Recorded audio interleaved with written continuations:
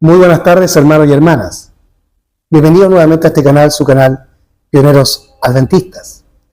En esta ocasión vamos a ver un video donde vamos a revisar el origen pagano de la Trinidad y la historia de este dogma y filosofía pagana e idolátrica.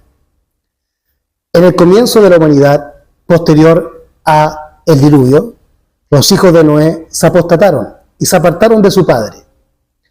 Estas culturas comenzaron a desarrollar ciudades-estado, donde también se desarrollaron religiones. Al comienzo, como la religión de los egipcios, mostraba claramente la verdad de un padre que engendró a un hijo en el cielo para crear todas las cosas, como en los tiempos del primer faraón Narmer, que creía en un dios llamado Ka y en su hijo engendrado llamado Atum, por el cual Dios creó todas las cosas. Pero con el tiempo, tanto babilonios como egipcios se fueron degradando aún más por el pecado y la apostasía. Y eso los llevó finalmente a degradar completamente la revelación de la divinidad que habían obtenido por la voz de su padre Noé. Y también a través de Sem. Hoy por hoy, los cristianos y los adventistas están caminando por el mismo sendero de la apostasía, que los ha llevado a degradar la divinidad de la verdad bíblica del Padre y del Hijo para unirse con los antiguos paganos de Babilonia y Egipto en la creencia de una Trinidad. De esto nos habla Romanos capítulo 1 en los siguientes textos, desde el versículo 21 en adelante.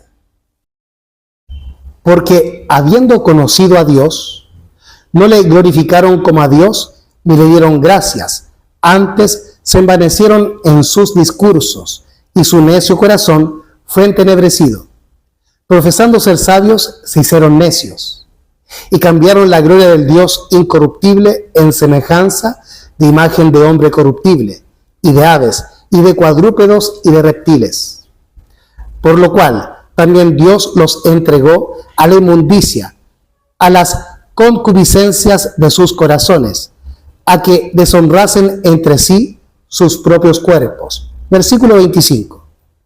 Ya que cambiaron la verdad de Dios por la mentira, adorando y sirviendo a las criaturas antes que al Creador, el cual es bendito por siempre. Amén. Así que, de ahora en más, desarrollaremos a través de este video el entendimiento de estos versículos de Romanos capítulo 1, del verso 21 al 25, donde se nos habla la historia de la humanidad y de cómo se corrompieron al rechazar la revelación de Dios dada por su profeta Noé y por Sem. Previo a esto, vamos a ver un video o dos videos de el Papa Francisco o el Anticristo, y también vamos a revisar el testimonio de un teólogo católico que nos explica que la Trinidad no tiene su origen en el cristianismo apostólico, ni mucho menos en la Biblia. Así que bienvenidos a este trabajo y espero que les sea de gran edificación. Compártanlo para que otros también puedan beneficiarse de esta verdad y conoceréis la verdad y la verdad os libertará, dice el engendrado, el Hijo de Dios. Crede? Sì, in chi crede? In Dio.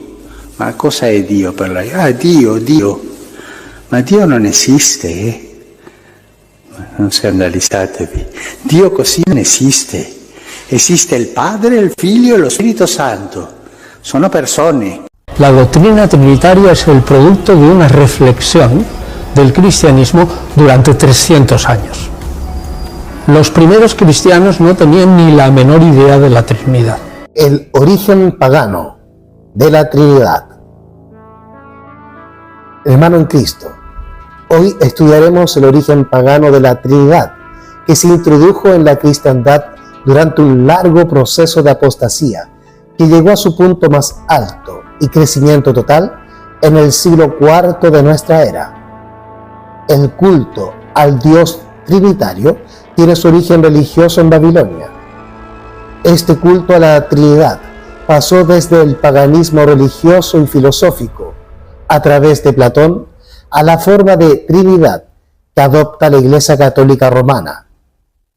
En este video demostraremos que la enseñanza de la Trinidad es totalmente inexistente en las enseñanzas de las Sagradas Escrituras. Veamos lo que creen los católicos en su artículo sobre la Trinidad. Solemnidad de la Santísima Trinidad. La Trinidad es el término empleado para señalar la doctrina central de la religión cristiana. La verdad que en la unidad del Altísimo hay tres personas: el Padre, el Hijo y el Espíritu Santo. Estas tres personas, siendo verdaderamente la una distinta de la otra, y de este modo, en palabras del credo de Atanasio, el Padre es Dios, el Hijo es Dios y el Espíritu Santo es Dios. Y sin embargo, no hay tres dioses, sino uno solo. Todo este invento tiene su origen en la antigüedad, donde ya se adoraban a tres dioses paganos formados por el Padre, la Madre y el Hijo. Veamos los ejemplos más conocidos de la historia. En Egipto encontramos a Osiris, Isis y Horus. La Trinidad griega estaba compuesta por los dioses Zeus, Atena y Apolos. Decían sus creyentes que los tres concordaban en uno. En Babilonia teníamos a Nimrod, Semiramis y Tamuz. Comprendemos entonces que la Trinidad no es proveniente del cristianismo, sino que la idea de la Trinidad es reconocida en las religiones antiguas de las naciones y culturas paganas. El cristianismo solo ha hecho por medio de la teología una copia más de estas prácticas paganas e idolátricas. En la mitología de los griegos, persas, egipcios, indios, babilonios, chinos, fenicios y japoneses hallamos tríadas de dioses trinos. La Trinidad hindú está compuesta por los dioses Brahma, Vishnu y Shiva, y decían sus fieles que los tres concordaban en uno. La Trinidad romana era formada por los dioses Júpiter, Venus y Mercurio. Estos dioses trinos se fueron asimilando dentro de las naciones conquistadas. Babilonia la Grande, la madre de las rameras. Isaías capítulo 48, versículo 20 nos dice el profeta: salid de Babilonia, huid de entre los caldeos. Babilonia es uno de los nombres más notables que la Biblia le da a la falsa religión y a los sistemas humanos que alejan al hombre de Dios. En el libro de Apocalipsis se dice de Babilonia que es una mujer ramera, cargada de multitud de pecados y ebria con la sangre de los mártires de Dios. Apocalipsis capítulo 17, versículos 3 al 6. Y me llevó en el espíritu al desierto, y vi una mujer sentada sobre una bestia escarlata, llena de nombres de blasfemia, y que tenía 7 cabezas y 10 cuernos. Verso 4.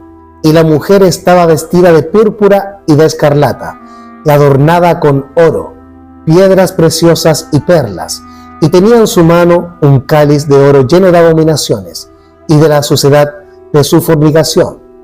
Verso 5. Y en su frente un nombre escrito, un misterio: Babilonia la Grande, la madre de las rameras y de las abominaciones de la tierra. Y vi a la mujer embriagada de la sangre de los santos y de la sangre de los mártires de Jesús, y cuando la vi, quedé maravillado con gran asombro. Se compara a Babilonia con el falso sistema religioso de hoy, siendo la religión de Babel el primer sistema religioso mundial después del diluvio. Fue en la antigua Babilonia, en la tierra de Sumer, donde los hombres cambiaron la verdad de Dios por la mentira, donde se desarrolló el politeísmo y donde el hombre se corrompió en todos sus caminos. Nimrod. Vemos la historia en las escrituras de un hombre que llegó a ejercer el primer gobierno aquí en la tierra, con su propia ley y falso día de reposo o domingo, así como una falsa deidad, la Trinidad. Su nombre fue Nimrod. La Biblia afirma en Génesis 10 que la capital de su reino fue la ciudad de Babel, que más tarde se llamó Babilonia, donde el hombre corrompió su camino delante de Dios. Génesis capítulo 10 versículos 8 al 12. Y Cus engendró a Nimrod. Este comenzó a ser poderoso en la tierra. Este fue vigoroso cazador delante de Jehová, por lo cual se dice, así como Nimrod, vigoroso cazador delante de Jehová. Y fue la cabecera de su reino Babel, Erec, Accad y Calné, en la tierra del Sinar. De esta tierra salió Asur y edificó a Nínive, y la ciudad de Rehoboth, a Calá, y Resén entre Nínive y Calá, la cual es ciudad grande. Nimrod fue un gran cazador, lo que hizo que él captara la atención y admiración de la humanidad, de manera que lo eligieron como su rey. En aquellos tiempos primitivos, donde la tierra estaba llena de animales salvajes y bestias ponzoñosas, la destreza de Nimrod era fundamental para lograr prestigio y renombre. Nimrod fue aquel hombre que dirigió la construcción de la ciudad y de la torre de Babel. Babel significa confusión y desorden, caos. Allí no solamente fueron confundidas las lenguas, allí la humanidad fue confundida y desviada, pues se apartaron de Dios. En Génesis, las Escrituras hablan que la humanidad tenía en aquel entonces un solo idioma. También que los hombres habían desarrollado una tecnología en el campo de la construcción que les permitió lograr la edificación de una gran ciudad. Ese adelanto arquitectónico pudo haber sido provechoso en todos los sentidos, pero lamentablemente ellos vieron en ese progreso tecnológico la posibilidad de desafiar a Jehová. Entonces creyeron que si construían una torre serían capaces de llegar al cielo. Génesis capítulo 11 versículos 3 y 4. Y se dijeron unos a otros, vamos, hagamos ladrillo y cozámoslo con fuego. Y les fue ladrillo en lugar de piedra y el betún en lugar de mezcla. Y dijeron, vamos, edifiquémonos una ciudad y una torre, cuya cúspide llega al cielo, y hagámonos un nombre por si fuéremos esparcidos sobre la faz de toda la tierra. Así creyeron ser sabios, no teniendo en cuenta a Dios, y sin embargo, contrario a su anhelo, terminaron convertidos en necios. Romanos capítulo 1, versículo 22. Aquellos hombres creyeron que el cielo estaba tan cerca que con una simple torre podrían alcanzarlo. Desarrollaron un conocimiento que en vez de serles para bendición, lo que hizo fue cegarles el entendimiento. Las Escrituras enseñan que profesando ser sabios, se hicieron necios. Romanos 1, 21 al 25. Porque habiendo conocido a Dios, no le glorificaron como a Dios, ni le dieron gracias. Antes se envanecieron en sus discursos, y su necio corazón fue entenebrecido. Profesando ser sabios, se hicieron necios, y cambiaron la gloria del Dios incorruptible en semejanza de imagen de hombre corruptible, y de aves, y de cuadrúpedos, y de reptiles. Por lo cual también Dios los entregó a la inmundicia, a las concupiscencias de sus corazones, a que deshonrasen entre sí sus propios cuerpos, ya que cambiaron la verdad de Dios por la mentira, adorando y sirviendo a las criaturas antes que al Creador, el cual es bendito por siempre. Amén. Tan pronto como apartaron a Dios de sus vidas, le dieron lugar a la idolatría, que consiste en adorar a las criaturas en lugar de adorar a su Creador. En aquella ciudad, el hombre cambió a Dios por los ídolos y desarrolló un sistema religioso y legislativo contrario a la verdad de la santa ley de Dios o la Torá. Todo esto fue ideado con el fin de confundir lo mayor posible a la humanidad que había decidido apartarse de Dios.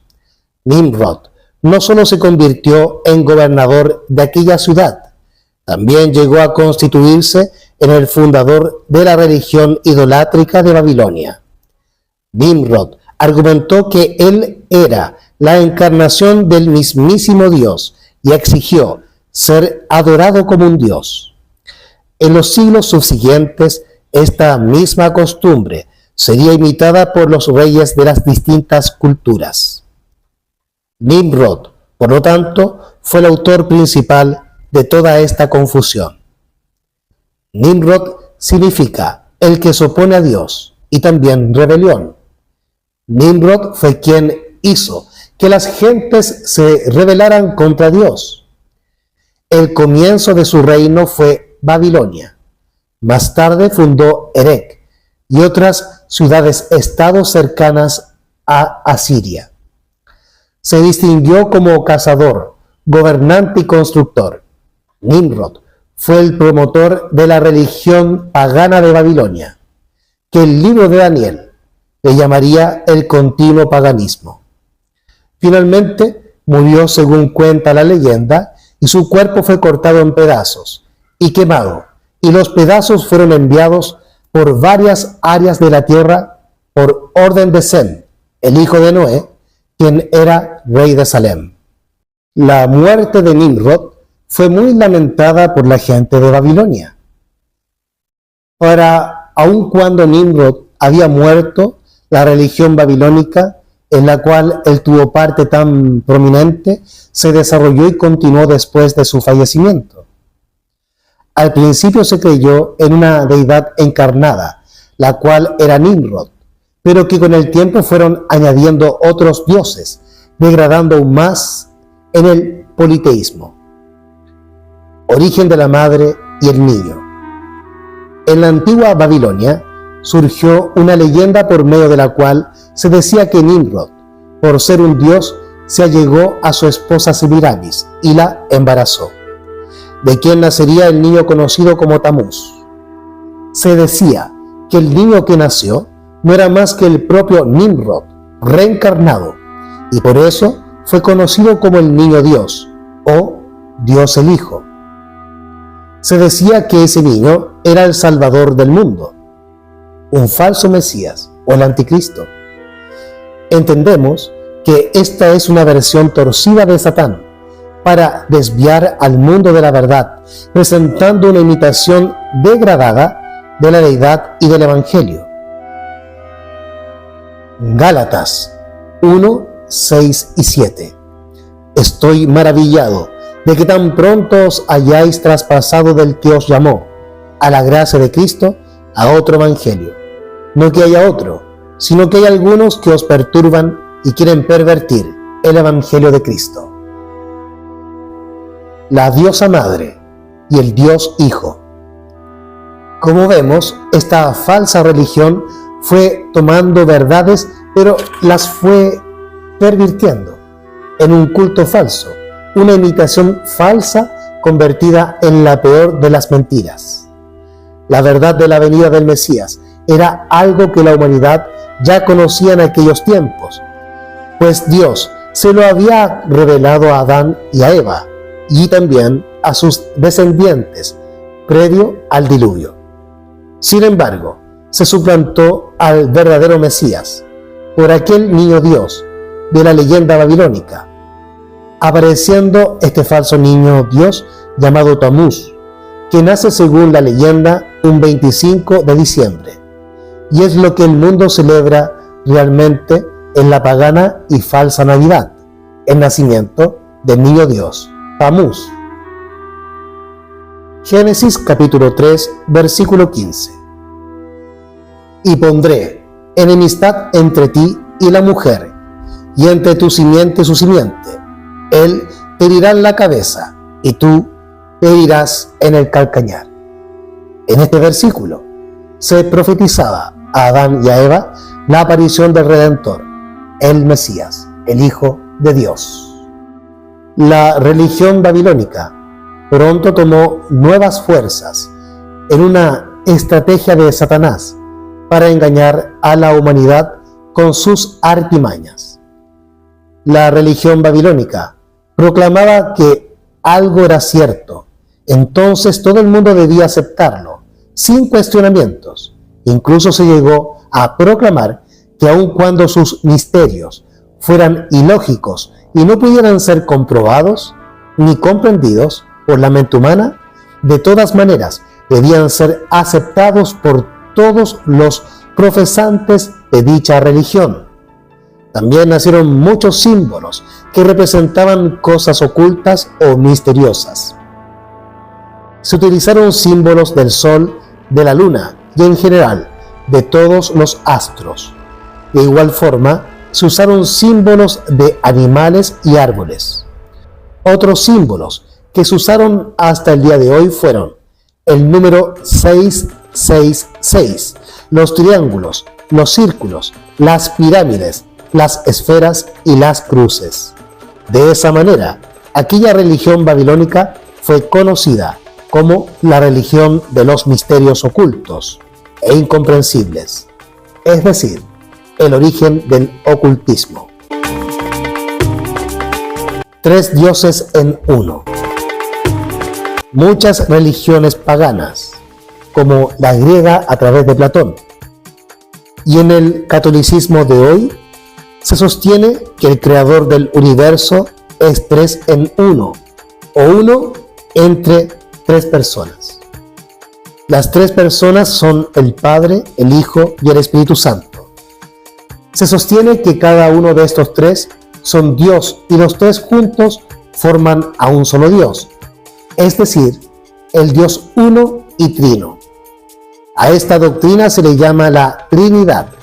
Se puede decir que esto es algo absurdo, ya que se basan en algo que no se sostiene por argumentos bíblicos, y es más propio y corresponde a las antiguas religiones paganas e idolátricas y las mitologías ancestrales, quienes sostienen la unidad de Dios en la unión de tres personas.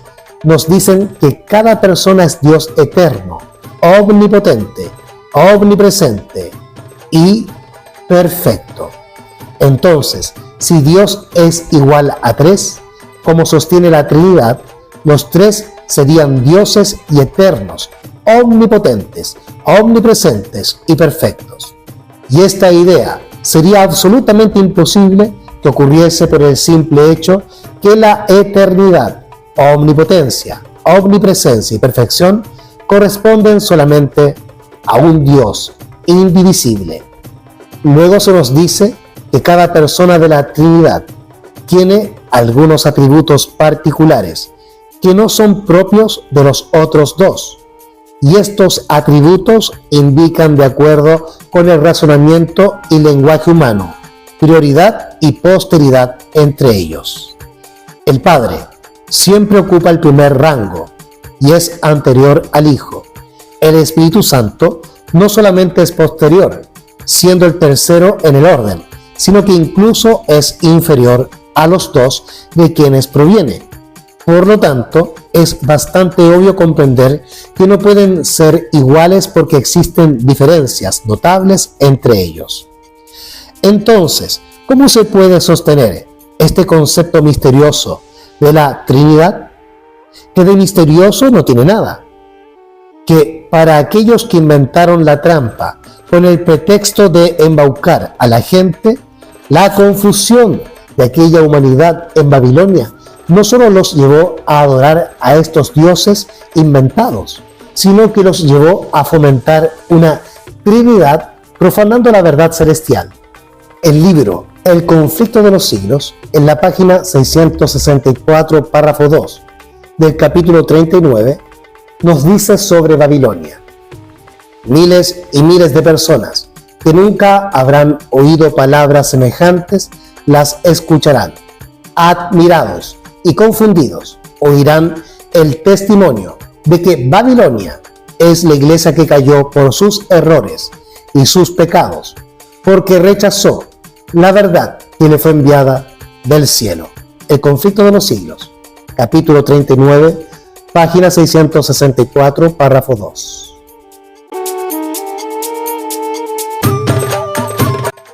Cada uno de esos dioses era un dios. Los tres juntos eran Dios. Tan pronto como establecieron que los tres dioses eran uno solo, entonces idearon formas de representar a los tres dioses como si fueran uno. En la unidad trina de ese Dios único de los babilonios, habían tres personas, y para simbolizar esa doctrina de la Trinidad, se valieron, como lo prueban descubrimientos arqueológicos, del triángulo equilátero, tal como es bien conocido que lo hace la Iglesia romana de hoy en día. Los egipcios también se valieron del triángulo como símbolo de su divinidad triforme. La Trinidad, representada por un triángulo equilátero, es un símbolo que también corresponde al ojo que todo lo ve, que es muy usado en el culto ocultista de la masonería. Prontamente ya tenían inventados otros símbolos para representar a su Trinidad, símbolos cuyo único objetivo era disimular su politeísmo y presentarlo como un aparente monoteísmo. La diosa falsa fue conocida como el espíritu de la tierra, Gea, Pachamama o Madre Tierra. En la antigua religión de Babilonia, la diosa era representada comúnmente como una paloma. A veces se le representaba en forma de mujer o a veces de paloma, y a veces se le representaba como un monstruo, mitad paloma, mitad mujer. Con el tiempo llegaron a existir otras muchas representaciones para esta diosa, como por ejemplo la mujer mitad pez o sirena. Pero la figura más representativa continuó siendo la paloma. Los antiguos griegos contaban un mito sobre la figura mítica de Semiramis, comúnmente considerada la diosa madre, que la relacionaba con la figura de la paloma. La historia de Semiramis es una leyenda que tiene infinidad de versiones. Una de esas versiones dice que ella nació con el cuerpo de un pez y que era hija de una diosa que la abandonó en un desierto rocoso, un lugar en que anidaban palomas.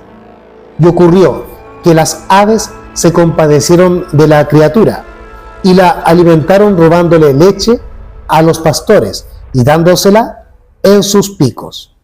Más tarde le traían trozos de queso. Los pastores notaron estas faltas y comprobaron que las palomas eran las ladronas. Así que las siguieron hasta el lugar donde anidaban y descubrieron allí a una niña hermosísima. La llevaron al intendente del palacio, quien decidió llamarle Semiramis, lo que significaba paloma. Este palacio era el palacio de Nimrod o Ninus. Por lo tanto, se puede apreciar que la historia del diluvio tuvo un grandísimo impacto en el nombre que se le dio a la paloma, pues la paloma enviada por Noé regresó con una rama verde de olivo. Génesis capítulo 8, versículo 11. Y la paloma volvió a él a la hora de la tarde, y he aquí que traía una hoja de olivo tomada en su pico. Y entendió Noé que las aguas se habían retirado de sobre la tierra. Los griegos cuentan que Semiramis, convertida en paloma, se fue volando al cielo. Su pueblo la adora como a una diosa con forma de paloma.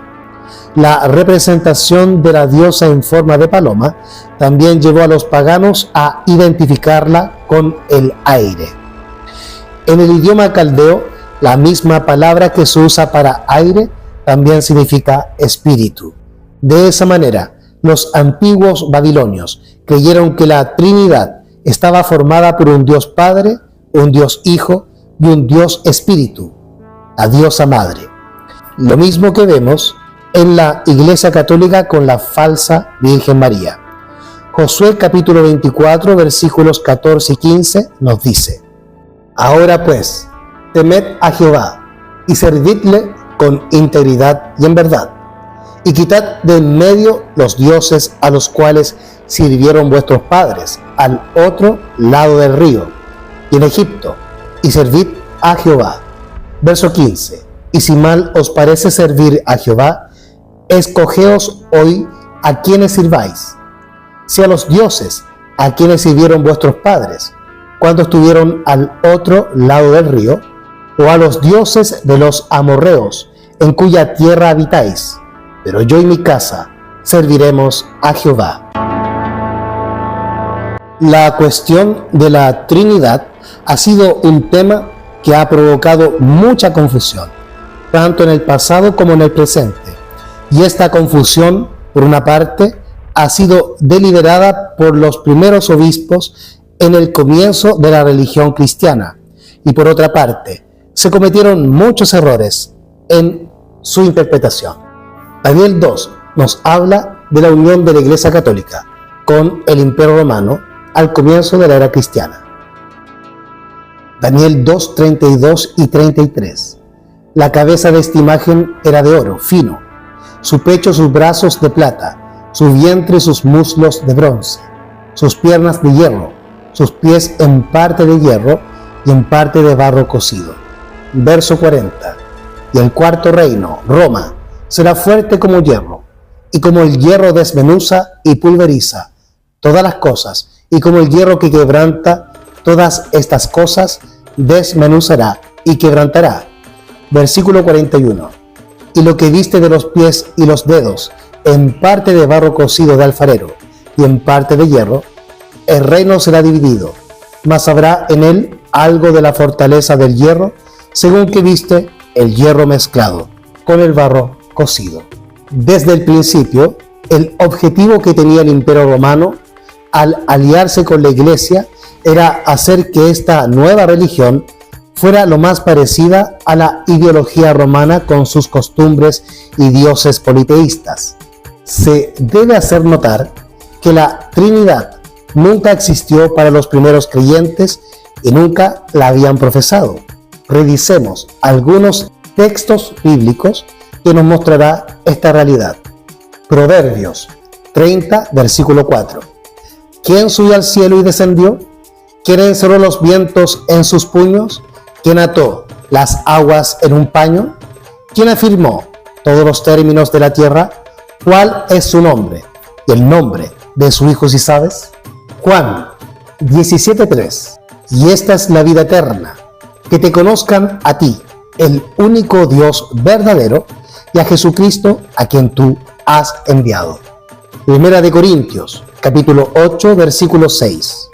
Mas para nosotros solo hay un Dios, el Padre, de quien son todas las cosas, y nosotros en Él, y un Señor, Jesucristo, por el cual son todas las cosas, y nosotros por Él. Apocalipsis, capítulo 1, versículos 5 y 6. Y de Jesucristo, el testigo fiel, el primogénito de los muertos, y príncipe de los reyes de la tierra, al que nos amó y nos lavó de nuestros pecados con su propia sangre. Verso 6. Y nos hizo reyes y sacerdotes para Dios y su Padre. A Él sea la gloria y el poder por siempre jamás. Amén. Romanos 16, versículo 27. Al solo Dios sabio, sea gloria por Jesucristo para siempre. Amén. Y Apocalipsis, capítulo 5, versículo 13, nos dice cuál es la adoración que se realiza en el cielo por los ángeles. Apocalipsis 5, versículo 13. Y oí a toda criatura que está en el cielo, y sobre la tierra, y debajo de la tierra, y que está en el mar, y todas las cosas que en ellos hay, diciendo: al que está sentado en el trono y al Cordero, sea la alabanza, la honra y la gloria, y el poder, por siempre, jamás.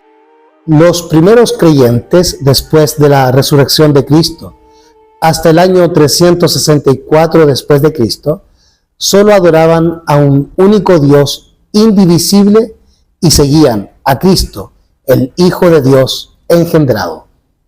La Trinidad se introdujo a la fuerza por esta alianza que hubo entre la Iglesia y Constantino. Tras el concilio de Laodicea, se celebraron muchos concilios, siendo el último de ellos el Concilio Vaticano II, que hasta nuestros días se sigue desarrollando. Y el objetivo de todos ellos es seguir manipulando los documentos bíblicos a su antojo, suprimiendo frases y párrafos y añadiendo otros con total impunidad y descaro. Isaías capítulo 45 versículos 5 al 6 nos dice: Yo soy Jehová, y ninguno más hay. No hay Dios fuera de mí. Yo te ceñí, aunque tú no me has conocido. Verso 6. Para que se sepa desde el nacimiento del sol y desde donde se pone, que no hay más que yo Jehová, y ninguno más que yo.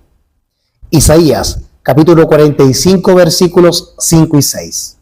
En estos versículos es bastante claro que el Señor da a entender que Él es un Dios único.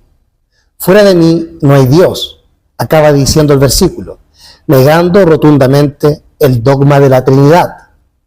Como reflexión, debemos darnos cuenta que el Creador envió a lo largo de la historia diferentes profetas a distintas tierras, y el sello del mensaje en su origen siempre fue el mismo. Es completamente absurdo e incorrecto sostener este dogma de la Trinidad. A lo largo de los tiempos, el hombre, en su afán de buscar el sentido a su vida, ha adorado sin más razón ni explicación a hombres como él mismo, animales, estatuas, piedras, maderas y estrellas en el firmamento, muy lejos de cualquier pensamiento o sabiduría que le llevaría a dar con el Creador de todas las cosas.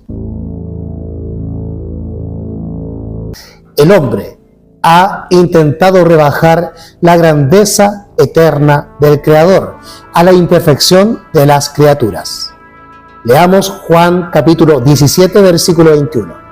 Para que todos sean uno, como tú, oh Padre, en mí y yo en ti, que también ellos sean uno en nosotros, para que el mundo crea que tú me enviaste. Juan capítulo 17 versículo 21. Es decir, lo que leemos aquí es que los discípulos forman una unidad con Dios y su Hijo. ¿Y esto qué quiere decir? ¿Debemos pensar que los discípulos son dioses también?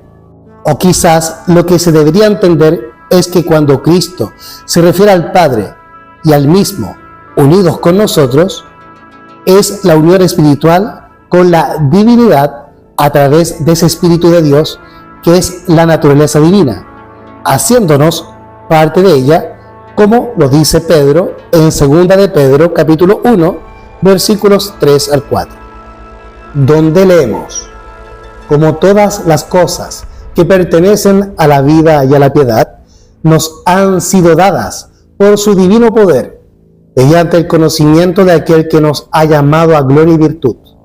Verso 4, por medio de las cuales nos ha dado preciosas y grandísimas promesas, para que por ellas fuésemos hechos participantes de la naturaleza divina, habiendo huido de la corrupción que hay en el mundo por la concupiscencia.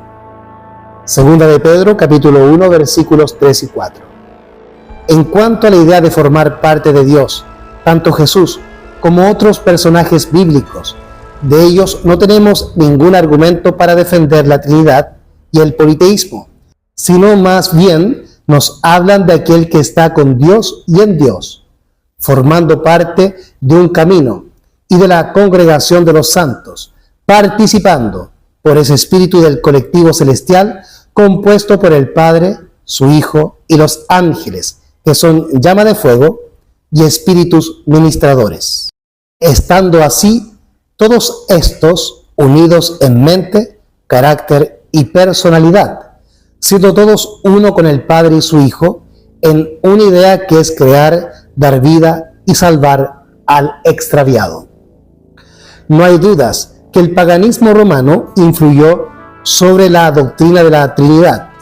Jeremías capítulo 10, versículo 2 al 5 nos dice: Así dice Jehová, no aprendáis el camino de las gentes, ni de las señales del cielo tengáis temor, aunque las gentes las teman, porque las costumbres de los pueblos son vanidad, pues cortan el leño del bosque con el hacha, es obra de manos de artífice, lo adornan con plata y oro, con clavos y martillo lo afirman para que no se mueva. Verso 5. Erguidos están como palmera, pero no hablan, necesitan ser llevados porque no pueden andar. No tengáis temor de ellos, porque no pueden hacer mal, ni para hacer bien tienen poder. Nadie puede negar que estas creencias y costumbres paganas fueron adoptadas como parte más de la religión cristiana y actualmente hoy se practican, igual como las que profesaban los antiguos paganos en antaño. Para comprender mejor este hecho de la adopción, veamos un esquema de las trinidades que han existido en la historia humana. 1. La triqueta celta, símbolo antiguo de origen celta, cuya antigüedad es datada alrededor de 5.500 años, cuyo nombre proviene del latín y significa tres esquinas. Este símbolo celta tiene varios significados, todos relacionados con la importancia del número 3 o triqueta, llamada también triquel, que simboliza la feminidad del universo, la mujer como generadora de vida a través de los tres estados de edad, según las creencias célticas. Representaba la triple dimensión del universo. La tríada celta representaba, por lo tanto, el concepto de las tres etapas cíclicas del ser humano: vida, muerte y reencarnación, y del mismo modo a su estado físico, mental y espiritual. En lo relativo a la naturaleza, algo muy importante para la cultura celta y sus creencias, la triqueta celta representaba sus tres elementos: tierra, agua y aire. Este símbolo celta, que tras ser conquistado por el Imperio Romano, la Iglesia Católica se apropió de ella y le otorgó un nuevo significado más acorde con sus creencias: Padre, Hijo y Espíritu Santo. Y es por esto que este símbolo es conocido también como la Trinidad celta, y hoy por hoy es usado increíblemente por la Iglesia Adventista del Séptimo Día, como lo vemos en este libro sobre la Trinidad, que es vendido en las librerías adventistas. Trinidad hinduista. Brahma, el Señor.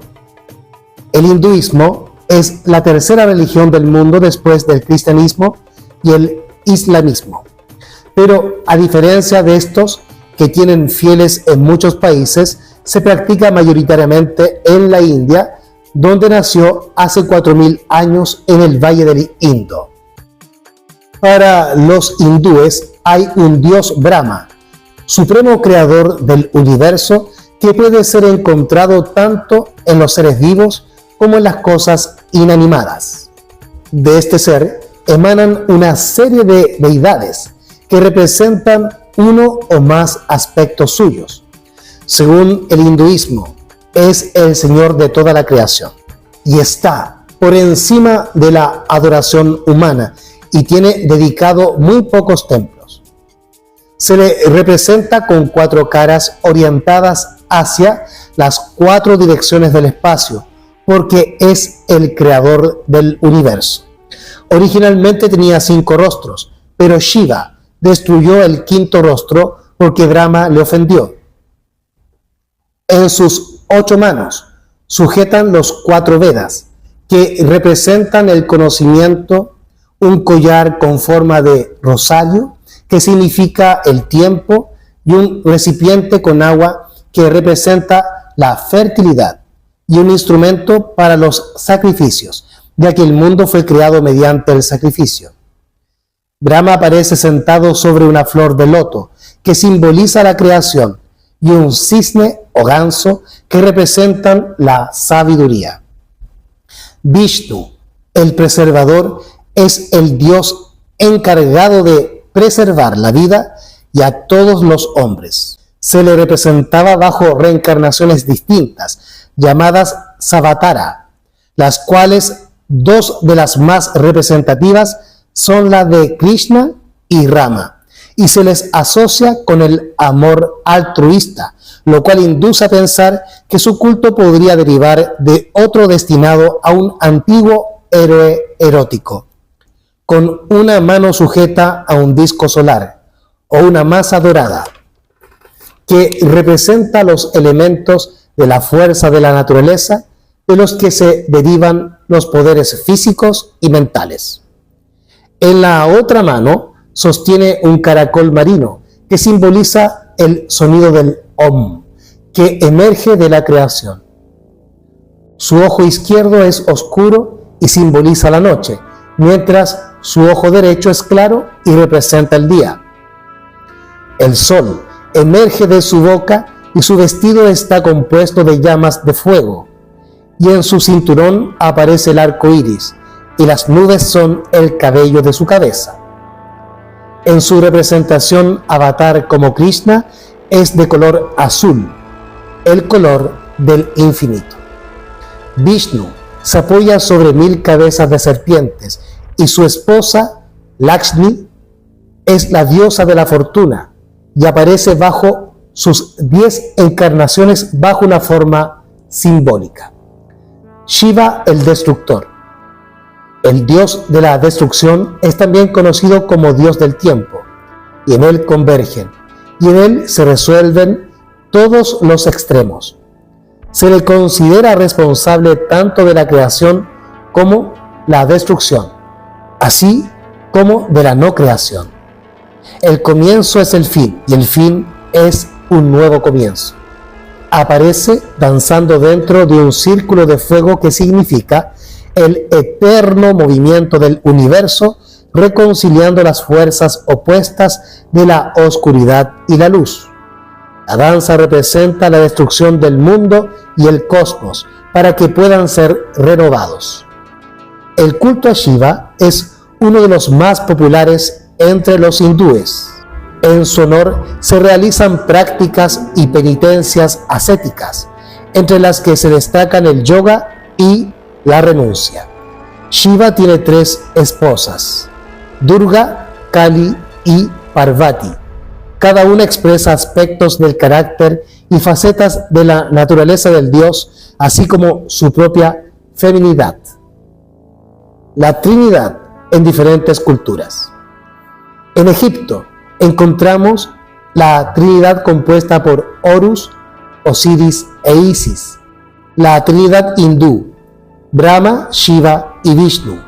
En el budismo, Buda, Dharma y Sangha. En Babilonia, Anu, Enlil y Enki. En Caldea, Sin, Ishtar y Shamash. En Fenicia, El, Asera y Baal. En Persia, Hormuz, Mitra y Arimán. En Escandinavia, Odín, Freya y Thor. La Trinidad romana, compuesta por Júpiter, Minerva y Apolo. Y en Grecia encontramos a Zeus, Atena y Apolos. Y la Trinidad céltica, compuesta por la triqueta, o las 3 esquinas. El significado del símbolo del nudo de la Trinidad. El nudo de la Trinidad, llamado triqueta, es uno de los elementos más conocidos del pueblo celta. Los cristianos usaron el símbolo representando la Santísima Trinidad, aunque otros pueblos adoptaron este elemento a sus propias creencias. El nudo o triqueta celta de la Trinidad consiste en 3 esquinas. Algunos diseños también incluyen un círculo en el centro. La historia de este símbolo. La triqueta es un símbolo latino que significa triangular, cuyo origen parece provenir de la India, con más de 5.000 años de antigüedad, aunque también se han encontrado vestigios en monedas germánicas en el norte de Europa a partir del siglo VIII después de Cristo. La triqueta, más tarde llamada también triquel, es un símbolo de origen indoeuropeo que alude a la triple dimensión de la deidad femenina. También simboliza la vida, muerte y renacimiento, o vida, muerte y reencarnación para los celtas. Este símbolo se ha encontrado especialmente en estelas celtas, en runas vikingas, así como en ollas y vasijas romanas, y se cree que fueron hechas por esclavos celtas. A lo largo de la historia ha asumido muchos significados como la triple dimensión de la igualdad, la eternidad y la indivisibilidad. También plasma la filosofía celta, que según el todo tiene 3 niveles: físico, mental y espiritual. En la fe cristiana, los 3 puntos del nudo trinitario representan la Santísima Trinidad: el Padre, el Hijo y el Espíritu Santo. Los cristianos creen que el uso de la triqueta comenzó a través de monjes que trajeron el símbolo junto con ellos por medio de la fe al convertir a los celtas al cristianismo. Sin embargo, muchos historiadores creen que los símbolos originales de los nudos, como el nudo de la Trinidad, son de origen celta, aunque sabemos que la triqueta no está relacionada con la Santísima Trinidad en lo absoluto, y que esta no es más que una copia de la pagana y satánica religión celta. Los cristianos usaron el nudo para simbolizar la Santísima Trinidad y agregaron un círculo para representar la vida eterna.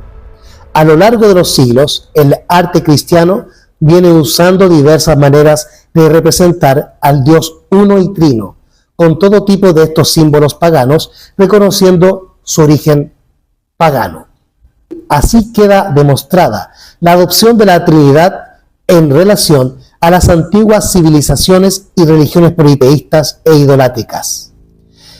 Está comprobado que la Trinidad fue tomada de las religiones idólatras y de las antiguas creencias paganas por el fraude del Concilio de Nicea y de todos los concilios que siguieron después. En términos generales, la razón humana no acepta la Trinidad porque 3 nunca jamás serán igual a 1. En otras palabras, la Trinidad es una invención humana, insostenible. En partes de las Escrituras leemos afirmaciones muy claras sobre que Dios es el Padre y nos habla de su Hijo engendrado, el ungido de Dios. Isaías capítulo 43, versículos 10 y 11. Vosotros sois mis testigos, dice Jehová, y mi siervo, que yo escogí, para que me conozcáis y creáis, y entendáis que yo mismo soy. Antes de mí no fue formado Dios, ni lo será después de mí. Verso 11. Yo Jehová, y fuera de mí no hay quien salve. Veamos pues cómo es representado en la Biblia el Espíritu Santo o Espíritu de Santidad. Vamos a Hechos de los Apóstoles, capítulo 11, versículo 24. Porque era varón bueno y lleno del Espíritu Santo y de fe, y mucha gente fue añadida al Señor. Revisemos ahora el libro de Hechos en el capítulo 5, versículo 32. Y nosotros somos testigos suyos de estas cosas, y también el Espíritu Santo, el cual ha dado Dios a los que le obedecen. Vamos ahora a Hechos capítulo 6, versículo 5. Y lo dicho agradó a toda la multitud, y eligieron a Esteban, varón lleno de fe y del Espíritu Santo, y a Felipe, y a Prócoro, y a Nicanor, y a Timón, y a Parmenás, y a Nicolás, un prosélito de Antioquía. Veamos ahora lo que nos dice Pedro referente al Espíritu Santo en 2 de Pedro, capítulo 1, versículo 21.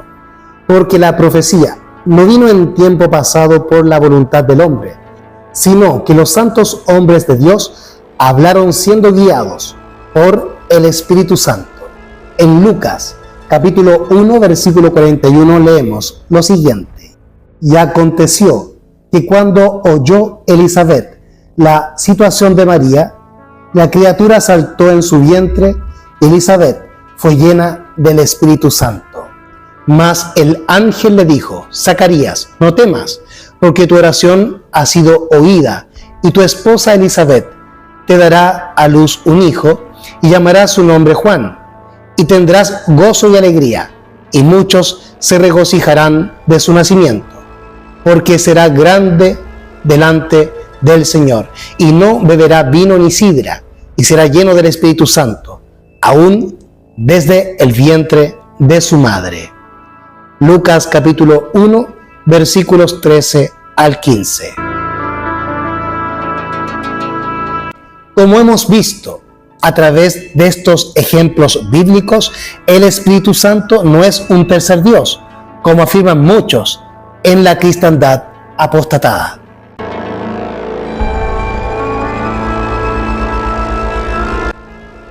Las tres personas de la Trinidad. Es la fuerza y la esencia con que opera la presencia divina quien mora en nosotros, como lo que es un espíritu, el espíritu del Padre y el espíritu del Hijo. Esto desenmascara la mentira que el Espíritu Santo es un tercer Dios y parte de una tríada. Juan capítulo 4, versículo 24 nos dice: Dios es espíritu, y los que le adoran en espíritu y en verdad es necesario que le adoren. Juan 4, 24. Desde el principio, el Espíritu Santo se describe en las Escrituras como el Espíritu de Dios. Génesis capítulo 1, versículo 2. Y la tierra estaba desordenada y vacía, y las tinieblas estaban sobre la faz del abismo, y el Espíritu de Dios se movía sobre la faz de las aguas. Y en Mateo 12, versículos 31 y 32, leemos lo siguiente: Por tanto os digo, todo pecado y blasfemia será perdonado a los hombres, mas la blasfemia contra el Espíritu Santo no le será perdonada a los hombres. Verso 32. Y a cualquiera que dijere palabra contra el Hijo del Hombre le será perdonado, pero a cualquiera que hablare contra el Espíritu Santo no le será perdonado ni en este mundo ni en el venidero. En estos versículos se nos advierte en relación al pecado contra el Espíritu Santo, que es puntualmente atribuirle al Espíritu de Dios una acción satánica, pero también es rechazar la verdad tal cual Dios la ha revelado a través de sus santos profetas y apóstoles. A modo de resumen, y según todo lo estudiado en la Biblia, aseguramos que el Espíritu Santo es la fuerza, el poder, la mente de Dios, su presencia invisible, dada por el Padre. Así que el Espíritu Santo es la presencia de nuestro Creador, Jehová, y Él se manifiesta en nosotros por su Espíritu, para darnos vida, sabiduría y entendimiento, como lo leemos en Job capítulo 33, versículo 4, donde se nos dice: el Espíritu de Dios me hizo, y la inspiración del Omnipotente me dio vida. Y en Job capítulo 32, versículo 8, se nos dice lo siguiente: ciertamente espíritu hay en el hombre, y la inspiración del Omnipotente le da entendimiento. Salmos capítulo 139, versículos 7 y 8 nos indican que el Espíritu Santo es la presencia de Dios. Dice así: ¿a dónde me iré de tu espíritu? ¿O a dónde huiré de tu presencia? Si subiera al cielo, allí estás tú. Y si en el infierno hiciere mi lecho, he aquí, allí tú estás. Y en Salmos, capítulo 139, versículos 7 al 8, se nos explica que el Espíritu Santo es el Espíritu de Dios, pero también la presencia de Dios. ¿A dónde me iré de tu Espíritu? ¿O a dónde huiré de tu presencia? Si subiera al cielo, allí estás tú. Y si en el infierno hiciere mi lecho, he aquí, allí tú estás. Y así, tanto en el cielo como en la tierra, todos los seres creados le rinden adoración al Padre, que está sentado en el gran trono blanco, y al Cordero. Apocalipsis, capítulo 5, versículo 13. Y oí a toda criatura que está en el cielo, y sobre la tierra, y debajo de la tierra, y que está en el mar, y todas las cosas que en ellos hay, diciendo: al que está sentado en el trono y al Cordero, sea la alabanza, la honra, y la gloria, y el poder, por siempre, jamás. La historia pagana de la Trinidad.